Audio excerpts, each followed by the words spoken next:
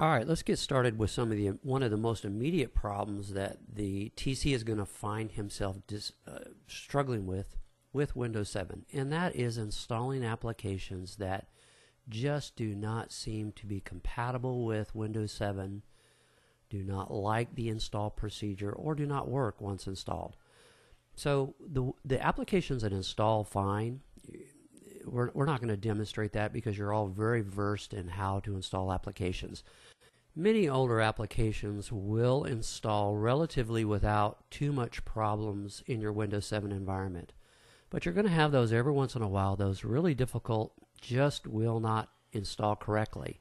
A couple things you want to remember about Windows 7, different than XP, is that in many cases you're going to have to help those difficult ones try to get installed. Another caution is when you're trying to install, and let's go ahead and open this up, and I'll talk while I'm going. Always install applications with the Run as Administrator feature. So I'm going to go down here, I'm going to drill into the CD-ROM, and let us use this as an example that I popped the CD in, it did not install properly, so I'm backing out and trying a different mode. So I'm opening up the Adobe Acrobat folder that has both the MSI, and I'm highlighting that now, and an older setup.exe. Normally the MSI file will initiate the proper tools within the Windows 7 installer programs and get that program installed, but not always. Sometimes you may have to go back to the older setup.exe. Now I'm going to right mouse click. This particular application did not want to install correctly. Oh, let me back up here real quick. Notice when I right mouse clicked the actual executable that installed. Don't forget this. I would say most of your applications that you're going to install on, say, your images as you image them and roll them out, run them as administrator during the installation. So do not forget this.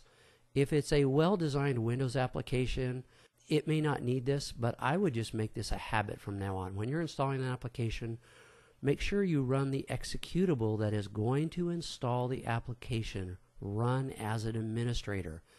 You will find that you have a whole lot less problems in the installation than if you just double click it and go. Let's go down here to Properties, and you'll see the Compatibility tab. And I'm going to click the button, and this allows me to choose some compatibility options, and notice the options that drop down. Most of you are going to have applications that without too much trouble will run within Service Pack 2 or 3, so you could choose that as the compatibility mode for installing this. You could also, if you've got a very old DOS 16-bit application that you're still trying to run in your environment, you can try some of these video settings and see if that modifying of the Video 7 just works better. Always set that privilege level to run the program as an administrator. That is a winning solution for a lot of older applications. It does not give the user administrative rights, but when the application runs, it fools the application into thinking that it has administrative rights. So many of older applications need this run this program as an administrator feature. We're going to go ahead and apply and OK. And now we can actually run this setup program as if it was running an XP Service Pack 2 or 3, running as an administrator. So this is some of the nice little tools that you can do for Windows backward compatibility, applications that are just a little bit troublesome. Any comments or suggestions about any of our training clips, send them to vanderel@ocps.net. If we use your tip or suggestion in the next video clip, we'll send you a free Microsoft Training e-class. Hey, and thanks again from the IT staff at Winter Park Tech.